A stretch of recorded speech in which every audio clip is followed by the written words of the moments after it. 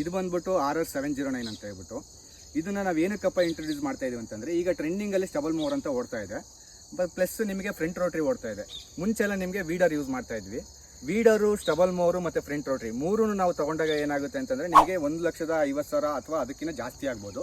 ಆ ಮೂರೂ ಸೇರಿಬಿಟ್ಟು ನಾವು ಒಂದೇ ಮಿಷಿನಲ್ಲಿ ನಿಮಗೆ ಯೂಸ್ ಆಗೋದಕ್ಕೋಸ್ಕರ ಈ ಮಿಷಿನ್ನ ಕಂಡುಹಿಡಿದಿದ್ದೀವಿ. ಇದು ಬಂದ್ಬಿಟ್ಟು ನಿಮ್ಗೆ ಇದ್ರದ್ದು ವಿಶೇಷತೆ ಏನಪ್ಪ ಅಂತಂದರೆ, ನಾವು ಗಾಡಿ ಮೂವ್ಮೆಂಟ್ ಆಗೋದಕ್ಕೂ ಒಂದು ಗೇರ್ ಬಾಕ್ಸ್ ಇದೆ. ಅದೇ ರೀತಿ ಬ್ಲೇಡ್ ನಿಮಗೆ ರೊಟೇಷನ್ ಆಗೋದಕ್ಕೂ ಒಂದು ಗೇರ್ ಬಾಕ್ಸ್ ಇದೆ. ಈಗ ನಾವು ವೀಡರ್ ಬ್ಲೇಡು ಮತ್ತು ಮಾಮೂಲು ಫ್ರಂಟ್ ರೋಟ್ರಿ ಬ್ಲೇಡುಗಳು ಹಾಕಿದಾಗ ನಿಮಗೆ RPM ಕಡಿಮೆ ಇರಬೇಕಾಗುತ್ತೆ. ಅದೇ ರೀತಿ ಸ್ಟಬಲ್ ಮೂವರ್ ಹಾಕಿದಾಗ ಏನಾಗುತ್ತೆ, RPM ಜಾಸ್ತಿ ಇರಬೇಕಾಗುತ್ತೆ. ಅದೇ ನಾವೇನೋ ಈ ಗೇರ್ ಬಾಕ್ಸ್ ಬಿಟ್ಟು ಬರೀ ಬೆಲ್ಟ್ ಸಿಸ್ಟಮ್ ಕೊಟ್ಟಾಗ ಏನಾಗುತ್ತೆ, ನಿಮಗೆ ಅದೇನಾಗುತ್ತೆ ಬೆಲ್ಟ್ ಸ್ಲಿಪ್ ಆಗೋ ಚಾನ್ಸ್ ಇರುತ್ತೆ. ಅದಕ್ಕೋಸ್ಕರ ನಾವೇನು ಮಾಡಿದ್ವಿ, ಗೇರ್ ಸಿಸ್ಟಮ್ ಕೊಟ್ಟಿದ್ವಿ. ಗೇರ್ ಸಿಸ್ಟಮ್ ಕೊಡೋದಿಲ್ಲದೇ ಬೆಲ್ಟ್ ಸ್ಲಿಪ್ ಆಗಬಾರ್ದು ಅನ್ನೋ ಒಂದು ಕಾರಣಕ್ಕೋಸ್ಕರ ಡ್ರೈ ಕ್ಲಚ್ನ ಕೊಟ್ಟಿದ್ವಿ. ಇದರಲ್ಲಿ ಡ್ರೈ ಕ್ಲಚಲ್ಲಿ ಬಂದ್ಬಿಟ್ಟು ಏನಾಗುತ್ತೆ ಅಂತ ನಿಮ್ಗೆ ಯಾವುದೇ ಕಾರಣಕ್ಕೂ ಬೆಲ್ಟ್ ಸ್ಲಿಪ್ ಆಗಲ್ಲ.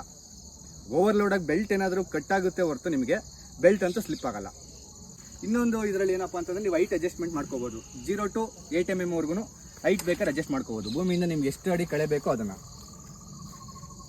ಮತ್ತು ಇವಾಗ ನೀವು ಇದನ್ನು ಹಿಡ್ಕೊಂಡು ಕ್ಲಚ್ ಲಿವರ್ ಹಿಡ್ಕೊಂಡು ಹೋಗ್ಬೇಕನ್ನೋ ಅವಶ್ಯಕತೆ ಏನಿಲ್ಲ.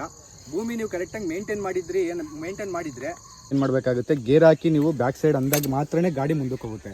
ಕೆಲವೊಂದು ವೀಡರ್ಗಳಲ್ಲಿ ಏನಾಗುತ್ತೆ ಅಂತಂದರೆ, ನಿಮ್ಗೆ ಇಲ್ಲೇ ಲಿವರ್ ಕೊಟ್ಟಿರ್ತಾನೆ, ಆ ಲಿವರ್ ಹಿಡ್ಕೊಂಡು ಪ್ರೆಸ್ ಮಾಡ್ಕೊಂಡೇ ಹಿಡ್ಕೊಂಡು ಹೋಗ್ತಾ ಇರಬೇಕು. ಆವಾಗ ನಿಮಗೆ ಕೈ ನೋವು ಬರೋ ಚಾನ್ಸ್ ಇರುತ್ತೆ.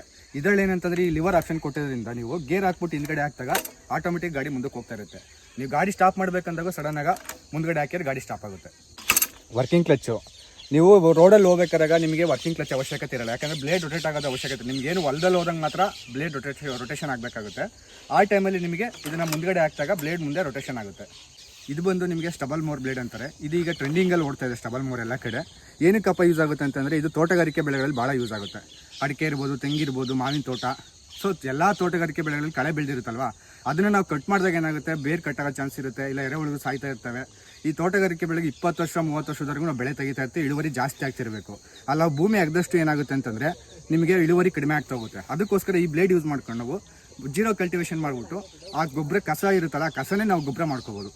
ಈ ಬ್ಲೇಡ್ ಬಂದು ಕಲ್ಟಿವೇಷನ್ ಬ್ಲೇಡ್ ಅಂತ ಹೇಳ್ತೀವಿ ನಾವು. ಭೂಮಿನ ಅಗೆದಕ್ಕೆ ಯೂಸ್ ಮಾಡ್ತೀವಿ. ಇದೆಲ್ಲಿ ಯೂಸ್ ಆಗುತ್ತೆ ಅಂತಂದರೆ, ನಿಮಗೆ 6 months ಒಂದ್ಸಲಿ ಕ್ರಾಪ್ ಬರ್ತಾ ಇರುತ್ತಲ್ವ, ಟೊಮೊಟೊ, ಬೆಂಡೆಕಾಯಿ ಥರ ತರಕಾರಿ ಬೆಳೆಗಳಲ್ಲಿ ಇದನ್ನು ಯೂಸ್ ಮಾಡ್ಕೋಬೋದು ನಾವು.